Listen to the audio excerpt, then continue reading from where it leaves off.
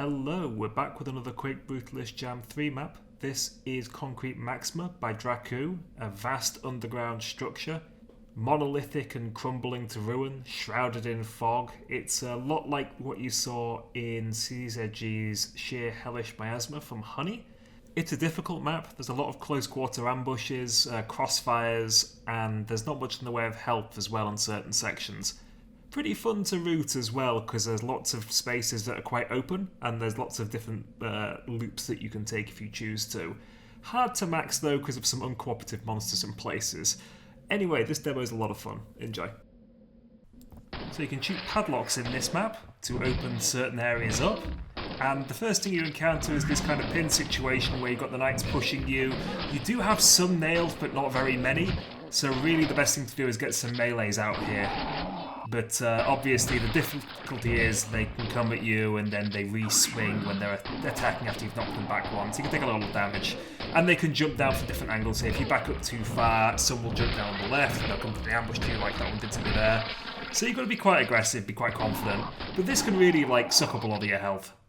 Dropping down here is a little optional loop.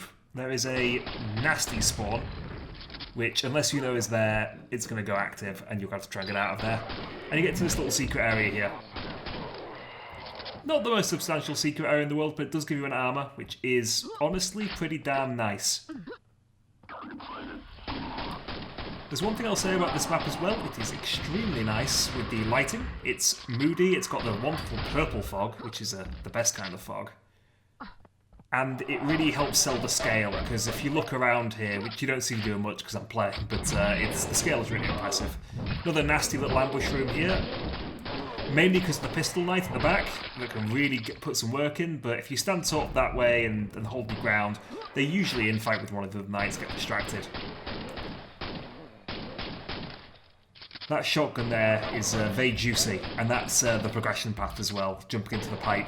But it's one of those great things where you've got an immediate objective in front of you on the map, but you don't know how to get to it yet, so you've got to kind of make your way toward it, however you can, but it tempts you, it tempts you.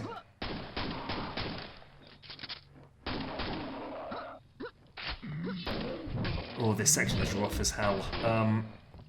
Right, so, on this area here, there are scrags that come, sorry, not scrags, it's servitors, which are in the outside area, and they will snipe at you through the bars. While that's happening, these doors at the side will open, and they provide pressure with the champions and some knights. So the idea is that you're busy looking at the champions, but at the same time the scrags are coming in the windows and oblique angles and coming for you. It works really well actually, but the way to defuse it is to be kind of aggressive, to use some of that nail gun ammo to get rid of them as soon as possible. You can probably use more nail gun ammo at the start of the map as well, I just choose not to. And I love these like wooden supports on the outside as well. This map is very much like Sheer Hellish Miasma by CZG, sorry. But it's also a lot like The Warden by Sputnik, which is a cool Arcane Dimensions map. That has a lot of wooden scaffolding and external structures like that. Another one where the natural progression, that ambush there by the way, that fucking awful pistol knight, that is guaranteed to really drain you of health. And there's so little health at this part of the map as well, at the start. This is where people really, and where I struggled a great deal. But yeah, as you can see, it's a staircase leading down, it's a funnel. And what happens here is pressing this button will reveal some enemies at either side, and it's a progressive thing where you have the waves at the side first and then it adds more and more and it pushes you back, and then you get the servitors that come in, and yeah, it pushes you back down to the bottom basically. And when you're on the lower ground, you're obviously at a bit of a disadvantage, but you can hold your ground if you know what's coming. Making judicious use of the nail gun now, they have plenty of ammo for it really.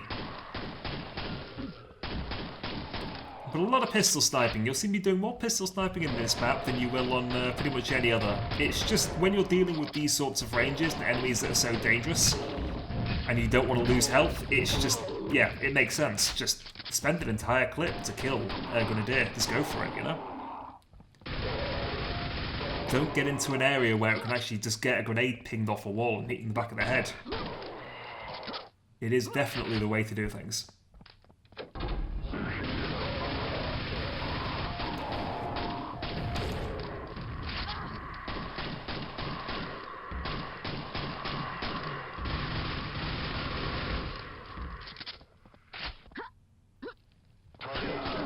easy to miss enemies here.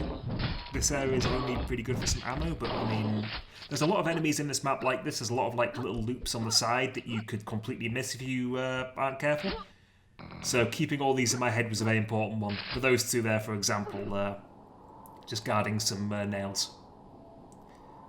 97 was my magic number. When I make demos, I always have like checkpoints in my head, and 97 was one of them. So, now we're entering the main portion of the map, the main, I suppose it's like a system, I suppose, or like a waterway, I'm not really sure what you would call it. Or maybe it's like part sewer as well. It's there's a lot going on down here. And this is another area where, like, as you can imagine, if you push forward, there's like 3 angles in which the enemies will drop down from, and it's a bad time. I'm not going to tell you what that jump scare was because I missed it. That's for you to go and play the map and find yourself, and I think you'll probably enjoy it. So go look out for that jump scare. Anyway, this outer area here is super vertical, and it's actually pretty open in terms of how you can approach it and how much of it you need to approach. You can skip pretty much all of this section and just jump straight to the blood-themed kind of final area of the map if you want to. I choose not to, though. So one of the reasons that I'm doing this is the servitors down here, they can get stuck underneath bits of rebar and underneath the floor, and they can be really awkward, so it's best to kill them now, as I found. A little bit of waiting about, a bit of tedium, but if you do so, there they are. No chance of missing them, no chance of them going walkabouts. Just taking advantage of the situation. So this area here, there's a couple of things you can do. There's a loop on the lower level, which leads to a grenade launcher. There's a loop on the upper level, which leads to a key. And those two are actually linked by a pipe, so you could go down to the grenade launcher first. And there's also like a area as well. There's 3 areas, basically. But we're going to take this one first. This is because it gives us a silver key, and we like keys. There's also this whole other area which is disconnected from everything, which is just ammo basically, and more enemies. I do love the ability to use the pistol to shoot underneath that pipe to kill that one grenadier. It just gets a bit hectic. That servitor up there sometimes likes to just kind of wander and start rising up and getting out of reach. There's another one up there as well that you've probably just seen. There you go, just in the silhouette against the fog. Definitely worth killing as soon as possible. The pipe, which you can see just to the left, actually leads to the silver door, and you can see the silver key button and the cage which has the grenade launcher, which is a really good incentive to go find that secret, because grenade launchers are obviously wonderful tools. But the good part about doing that side first as well is it woke everything up on the lower level, which kind of blobbed them all together a bit, which allowed me to really get in there with some efficient shotgun usage, which is fantastic.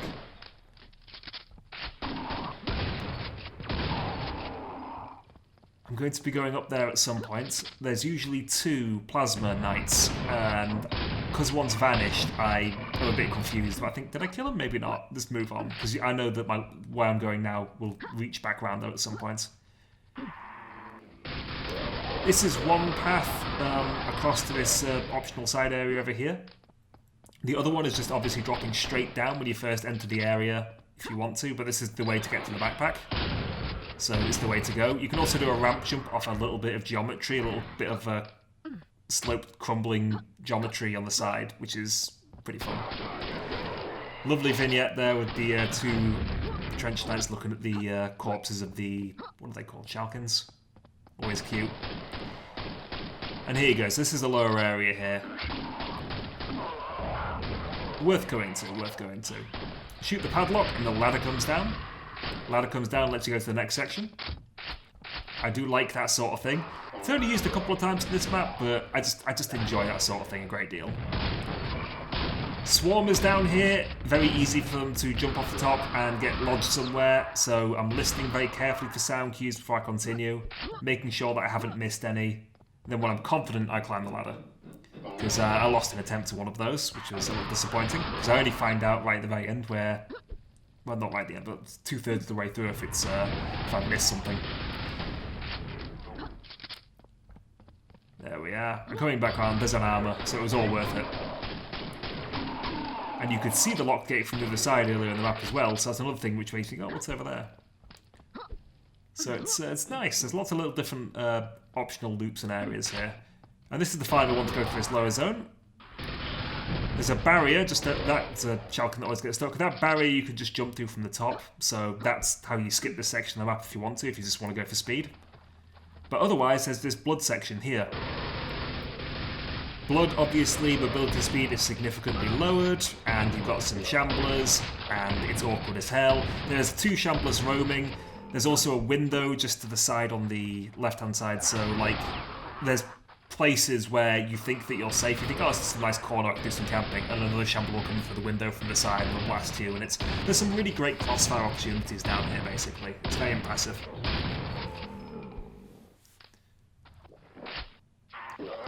And there's also some very, very nasty blister ambushes at point-blank range. There's been quite a few of those in this map. They will kill you if you don't know they're coming. They're really nasty placements. And if we come up here, press the button, it drops a grenade launcher from the cage. But I don't want to do that yet, because if you come around here, there's an armor. But more importantly, it triggers these 2 shotgun knights, so you need that for 100%. Can't believe the blood pipes are leaking like this. The state of the aqueducts down here, the state of this sewage system, the waterworks, it's just no good. How are people going to get blood to their homes? Yeah, hose pipe ban before you know it. No, that's Englishman humour. Anyway, moving on.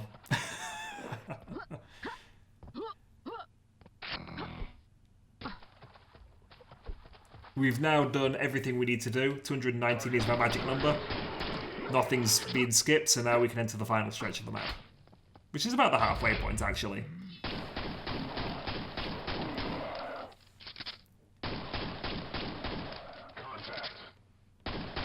This area is quite chaotic again. I'm taking a way too much of a cautious approach here. I don't know why I'm being so cautious, because there's only a couple of pistol knights down there. I just wanted to come in with a lot of health. One of my other demos, I did this. Like I spent like 3 hours just playing this map, about 2 hours just playing this map. And one of my attempts came here with really low health, so I was doing it all with 1 HP, which is just a little tedious because there's lots of angles here where stuff can come from up above. As you can see, look, there's like trench knights at the top there. There was the rocketeer. There's those daggers, obviously, just do a ridiculous amount of damage. On Nightmare, the servitors' projectiles also do big damage. It's a shame that 3rd grenade doesn't hit, because that would have cleaned the entire lot up, but what can you do? So, what is the objective here, is the question. Up ahead, there are 2 push buttons, which release 2 locks, and that's what we need to do. It's as simple as that. The first thing we need to do is just clear these guys out. It's more efficient to kill these guys now than to spawn them in the next wave, because otherwise stuff gets far too distributed geographically and too dangerous. So we push one of these things in because it's raising one of the locks for this big archway. So that should indicate that's where I want to go at some point. Multi-point attack spawns from lots of different directions on a different timer as well, so you're pushed about a little bit. If you know what you're doing, you can clear a lot of it out quite aggressively, which is nice. And then the doors open behind me, which leads to the next section of the map. And I'm keeping out a line of sight of them because I don't want them to actually come out. Not until they're all together, because they're in a really good opportunity position to usually grenade all together for all 3, these champions, so it didn't work this time. Usually a grenadier patrolling on the left-hand side. I was just waiting for them to come back, but they didn't, so moving along, keeping going down the bottom. This path is totally linear, for now, but it won't be shortly. It is satisfying to use a whole pistol grip to kill a simple grenadier. Probably not the most interesting thing in the world to watch, mind you, but it just has a real nice, powerful feeling. Even when I'm doing degenerate stuff with a pistol, it makes me feel good when I'm doing it. It's fun. It's just a fun weapon to use, and that's really all that matters, right?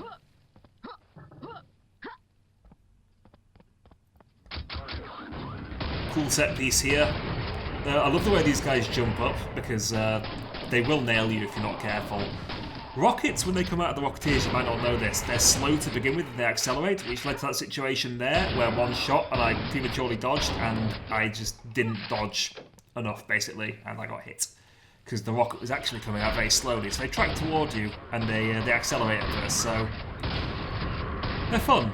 I suppose they would be really nasty if they were to come out at full speed, because then it would be very hard to dodge them. Fun mechanic here, you shoot the locks as you go along. It makes these crates suspended from the ceiling with the fiends drop. Honestly though, these little fights here, pretty straightforward. There's nothing too scary about them. You're never put in a position really where the tempo of the map is fast to a point where like you're pushed them out. It's very easy just to keep control of every element one at a time. This seems like the worst you can be, where you have kind of like a 90-degree angle to watch, where you've got to watch ahead and to your right, but that's not too bad. This final lock here, you're supposed to really press it from down below, but I press it from up here. Why? Just because I can. And then you've got these two lovely Vors, who we've missed. We do enjoy the Vors company. And that's it. That's all there is. Relatively straightforward. Now, this is where things get very interesting.